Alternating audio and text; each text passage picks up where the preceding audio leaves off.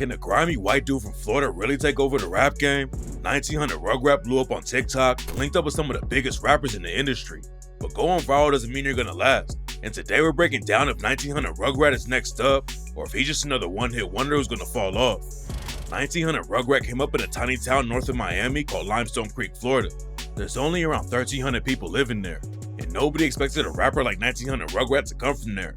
But now he's putting Limestone Creek on the map. 1900 Rugrat never knew his real parents, and the situation at his foster home wasn't really good. Rugrat said in an interview that he started getting into bad situations outside when he was just 9 years old. Before all the legal drama started, Rugrat started rapping at school. When he was in the 8th grade, Rugrat heard another kid at school rapping and knew that he could be better. So he went home and started recording tracks on his computer. Back then, Rugrat was using a gaming headset and his computer to make songs and put them on SoundCloud. Rugrat said his wordplay was always good, even though he was just starting out, and even back then he was getting decent views. Rugrat was always getting in trouble at home and school though, and his foster parents started kicking him out of the house.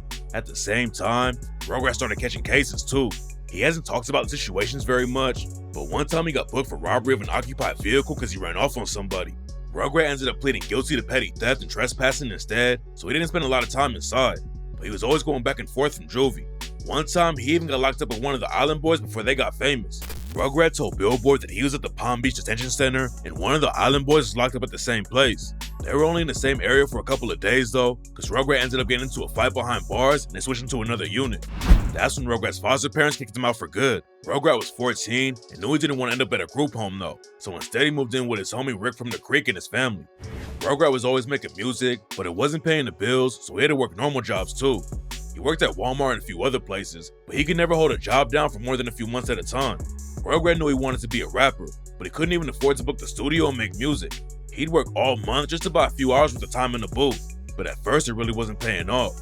Then Rugrat started dropping freestyles on TikTok and everything changed. Rugrat knew that he wasn't gonna blow up if he could only afford a couple hours in the studio a month, so he decided to start freestyling on his phone instead. Most people didn't hear about Rugrat till his one-take freestyle popped off, but he was already getting some buzz before then and had labels reaching out to sign him. One-take freestyle took everything to another level though. The freestyle popped off like crazy on TikTok, and that's when Rugrat decided to quit his normal job.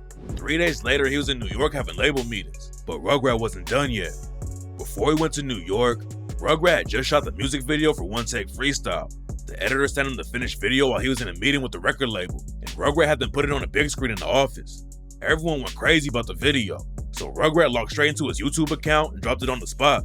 The video made the track go even more viral, but Rugrat wasn't done hustling yet. He started asking everyone in New York if they could link him up with Gabe P from On The Radar Radio.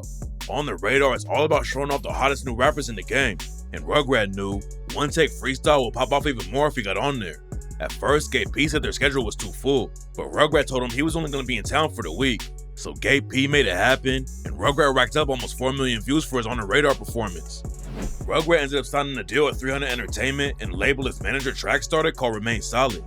Huge rappers started co-signing him from the jump, and Mookie Betts from the LA Dodgers even started using One-Take Freestyle for his walkout song. Kodak Black showed love too, and Rugrat scored a huge win because Yak decided to hop on the remix for One-Take Freestyle. Rugrat showed love to Kodak on the track when he raps, "I'm already white, ho, I don't need no white bitch." Back in 2017, Kodak dropped the track Snap Shit and rapped, "I don't want no black bitch, I'm already black, I don't need no black bitch." Yak got a lot of hate for the line when the track came out, and on the One-Take Freestyle remix, Kodak talked about it and raps, "I remember when a bitch said I'm a colorist. How the fuck, bitch? I don't love my mother? I admit, I said a lot of dumbass shit when I was a youngin'. I ain't used to get down with brown bitches, but now I love her." Rugrat was blowing up like crazy, but had barely been doing any shows. Most rappers start out playing little shows at nightclubs before they get famous, but Rugrat only did like 2 shows before he got booked to perform at Rollin' Loud Miami. Rollin' Loud is huge, and Rugrat told Complex he was nervous as shit before the show. But the craziest part about it was that the crowd went nuts and knew every word to the tracks. Rugrat's lyrics are what helped him really blow up though, like on One-Take Freestyle where he opened up with the line, "Cracker got an AR like he's shooting schools up.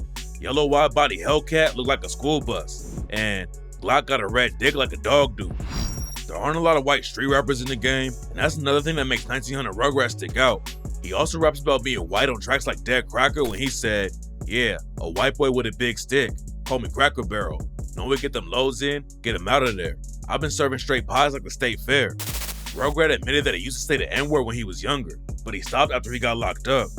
According to Rugrat, the family that basically adopted him was black and told him he could use the word, but then an older dude sat Rugrat down while he was in jail and changed his mind about it.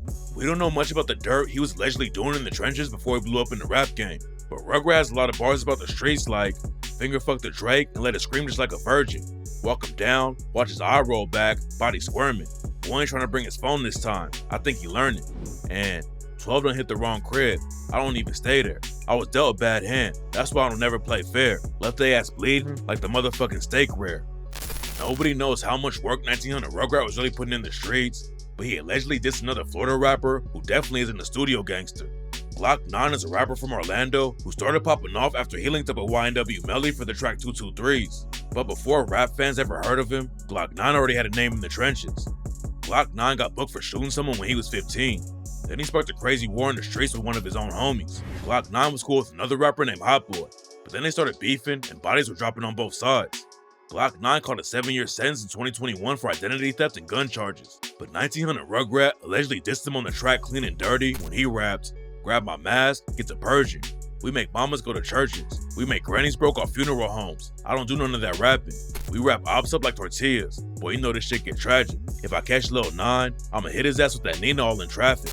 Rumors are flying that 1900 Rugrat was talking about Glock 9 on the track, but nobody knows why they would have issues. It's not clear if 1900 Rugrat ever banged the set, but Glock 9 is from Orlando, which is over 2 hours away from where 1900 Rugrat came up in Limestone Creek. Rugrat definitely likes to hang out around the hood though, and after he blew up, he even went to O Block in Chicago.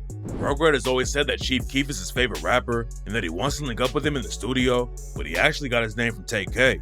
Before Tay K got booked for murder, he was calling himself Rugrat on tracks like Lemonade when he rapped, "And my bullets blue, little bitch. Yeah, they cripped up, but I'm with my blood. Swear to God, we gon' rip some. I'm a Rugrat. If I want it, I'ma get some." And after Tay K went to prison, he tried to start a gang on the inside called the Rugrats. Back in the day, everybody called 1900 Rugrat 19, but when he started rapping, he added the 1900 and Rugrat Part 2. A lot of new rappers drop one hot track and then take their foot off the gas. But 1900 Rugrat kept the momentum up and dropped his first album in 2025. Then he scored another win after he linked up with Lyrical Lemonade and dropped a lunch break freestyle. Some people thought 1900 Rugrat was gonna fall off immediately after One Take Freestyle dropped, but right now he's proving them all wrong. 1900 Rugrat got co-signs from stars like Lil Yachty, Kodak, and Lil Uzi Vert. And now Rugrat is linking up with famous people outside of the rap game like Jake Paul too. Nobody knows how long 1900 Rugrat is gonna be able to keep up the momentum, but he already has over 2 million monthly listeners on Spotify, and it doesn't look like he's gonna be falling off anytime soon.